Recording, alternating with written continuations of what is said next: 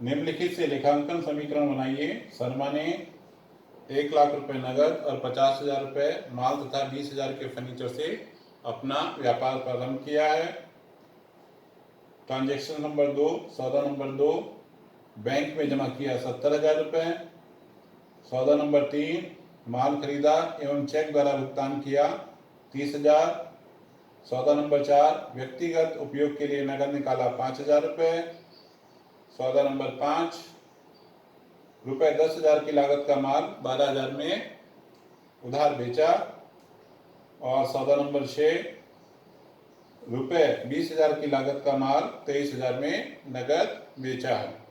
तो आइए बनाते हैं लेखांकन समीकरण। तो हम जान रहे हैं लेखांकन समीकरण। सबसे पहले सूत्र लिख लेंगे जो कि है हमारा एसेट्स बराबर लायबिलिटीज प्लस कैपिटल। देखिए इधर जाएंगे ट्रांजैक्शंस,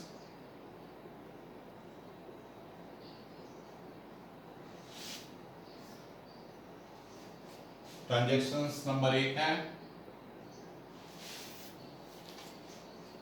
प्रश्न अनुसार कह रहा है शर्मा ने 1,00,000 रुपए नगद, 50,000 का माल और 20,000 रुपए के फर्नीचर से अपना व्यवसाय प्रारंभ किया है। तो 1,000 रुपए 1,00,000 रुपए नगद हैं। तो कैश हो जाएगी हमारी, कैश हो जाएगी 1,00,000। उसके अलावा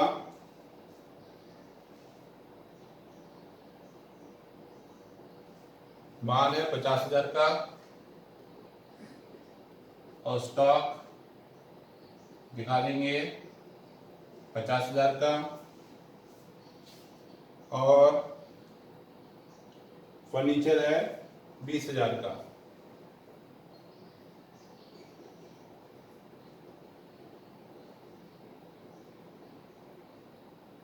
फर्नीचर हो गया 20,000 का। तो इस प्रकार से कुल कैपिटल जोड़ लीजिए। 1,00,000 रुपए नगद, 50,000 का माल और 20,000 का फर्नीचर, यानी कुल कैपिटल हमारी हो गई 1,70,000। और उसके पश्चात सौदा नंबर 2, बैंक में जमा किया 70,000 रुपए।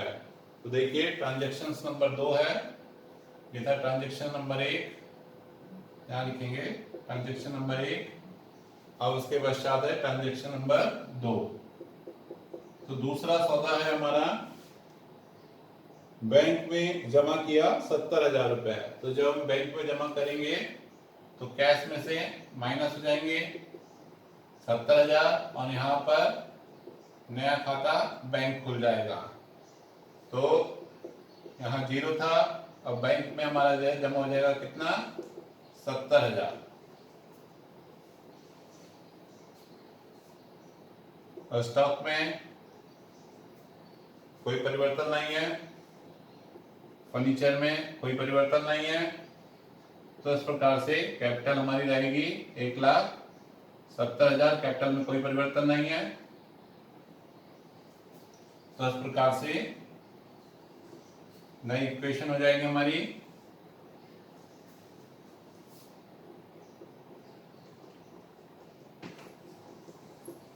न्यू इक्वेशन कैश थी शुरू में हमारे पास, व्यापार प्रारंभ किया था 1,00,000 से, 70,000 रुपए बैंक में जमा कर दिए। तो कैश हमारे पास हो गई अब 30,000। बैंक हो जाएगा हमारे पास, बैंक में जमा है हमारा 70,000 और स्टॉक है हमारे पास 50,000 का। फर्नीचर है हमारे पास 20,000 का, कोई लायबिलिटीज नहीं है अभी। और कैपिटल है हमारे पास 1,70,000 की। और उसके पश्चात सौदा नंबर 3, ट्रांजैक्शन नंबर 3 जो कि दिया है माल खरीदा और चेक द्वारा भुगतान किया। तो जब हम माल खरीदेंगे 30,000 रुपए का, तो माल खरीदेंगे 30,000 रुपए का, तो एक और तो क्या होगा, हमारा स्टॉक बढ़ जाएगा 30,000 से, और चेक से भुगतान देंगे तो पैसा हमारा बैंक से घटेगा 30,000 रुपए। तो कैश में कोई परिवर्तन नहीं होगा, फर्नीचर में कोई परिवर्तन नहीं है, और इधर लायबिलिटी में कोई परिवर्तन नहीं है, और पूंजी में कोई परिवर्तन नहीं है। तो इस प्रकार से तीसरे सौदे के पश्चात हमारी जो इक्वेशन हो जाएगी, कैश हमारा रहेगा 30,000 का, बैंक में हमारे 70,000 जमा थे, 30,000 का हमने भुगतान कर दिया, तो बैंक में रह जाएंगे 40,000। स्टॉक में 30,000 की वृद्धि और हो गई है, तो 50,000 पहले था, 30,000 का और माल हमने खरीद लिया, तो स्टॉक हो जाएगा हमारा 80,000 का। फर्नीचर में कोई चेंज नहीं है, तो फर्नीचर रहेगा 20,000 का। इधर कोई लायबिलिटीज नहीं है, और पूंजी हमारी रहेगी 1,70,000 की। तो इस प्रकार से सौदा जो हमारा तीसरा सौदा है उसके पश्चात जो हमारा न्यू इक्वेशन बनेगा, ये हमारा जाएगा न्यू इक्वेशन, नई लेखांकन समीकरण इस प्रकार से होगी। अब इसके पश्चात सौदा नंबर है 4, व्यक्तिगत उपयोग के लिए नगद निकाला। यानी हमने ड्राइंग्स किया है, व्यक्तिगत निजी खर्च के लिए हमने 5,000 रुपए निकाले हैं। तो ऐसी अवस्था में क्या होगा, सौदा नंबर 4 चौथी ट्रांजेक्शन है। तो जब हम नगद निकालेंगे 5,000 रुपए, तो कैश हमारी घट जाएगी 5,000 रुपए से, और आहरण करने पर क्या होता है, तो पूंजी भी हमारी घट जाती है। तो बैंक में कोई चेंज नहीं, स्टॉक में कोई चेंज नहीं, फर्नीचर में कोई चेंज नहीं, लायबिलिटी में कोई चेंज नहीं, कैपिटल में चेंज आएगा, यानी 5,000 रुपये की कैपिटल हमारी कम हो जाएगी। तो इस प्रकार से चौथे सौदे के बाद जो हमारा लेखांकन समीकरण बनेगा वो किस प्रकार से होगा, देखिए न्यू इक्वेशन। कैश हमारे पास 30,000 था, 5,000 हमने निजी खर्च के लिए निकाल लिया, तो कैश हमारे पास अब हो जाएगा 25,000, बैंक में उतना ही रहेगा 40,000, स्टॉक में कोई चेंज नहीं है 80,000, फर्नीचर में कोई चेंज नहीं है 20,000, और लायबिलिटी कुछ नहीं है। कैपिटल में चेंज हो जाएगा, कैपिटल हो जाएगी 1,65,000, 5,000 रुपए आहरण के घट जाएंगे। अब इसके पश्चात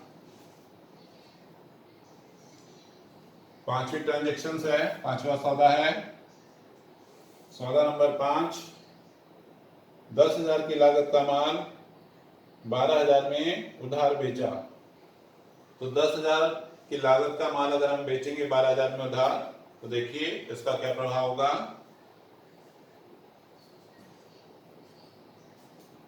कैश में कोई परिवर्तन नहीं आएगा, माल बैंक में जो है कोई परिवर्तन नहीं है, तो स्टॉक में परिवर्तन आएगा, 10,000 रुपये का माल हमारे पास से जाएगा, ठीक है। और यहां पर क्या होंगे, एक नया खाता देनदार का खुल जाएगा, डेब्टर्स।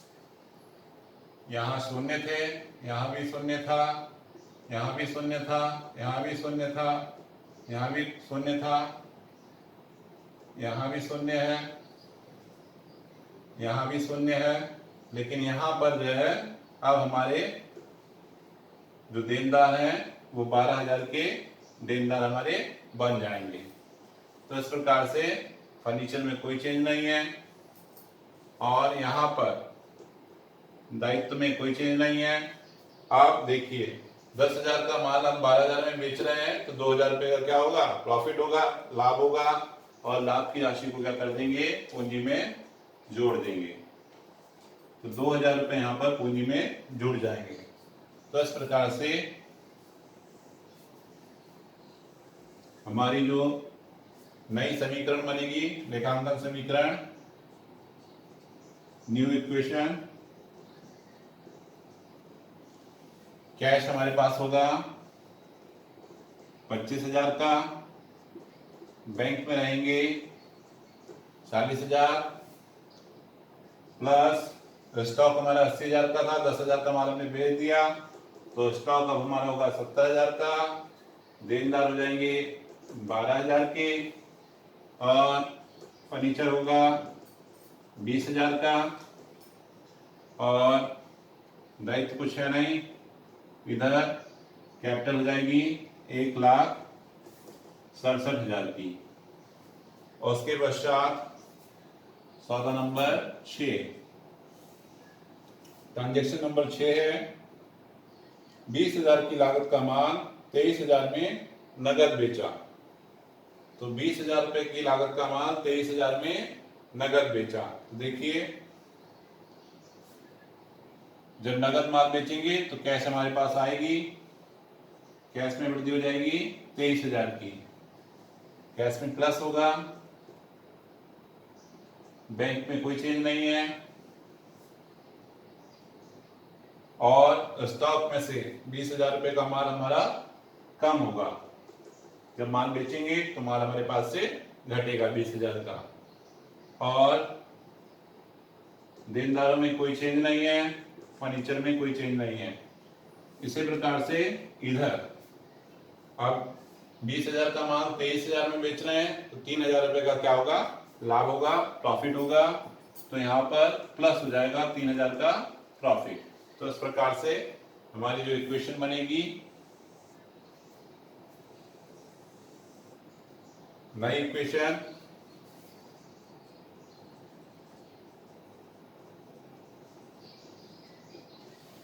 तो अब कैश हो जाएगी हमारे पास 48,000 की, बैंक में होगा हमारे पास 40,000, और स्टॉक होगा हमारे पास 20,000 घटाने पर 50,000, प्लस देनदार हो जाएंगे हमारे पास 12,000 के, और फर्नीचर होगा 20,000 का। और इस प्रकार से कोई लायबिलिटीज नहीं है, कैपिटल हो जाएगी हमारी 1,70,000 की। तो इस प्रकार से जोड़ेंगे तो लायबिलिटी साइड और असेट साइड हमारी दोनों बराबर आएंगी।